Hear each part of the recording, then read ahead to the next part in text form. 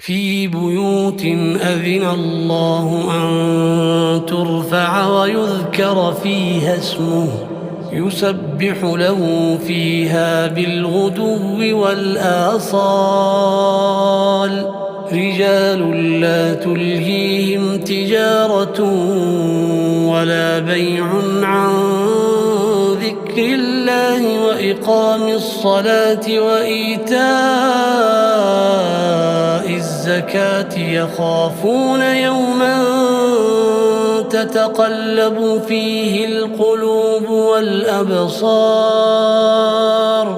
ليجزيهم الله أحسن ما عملوا ويزيدهم من فضله والله يرزق من يشاء بغير حساب.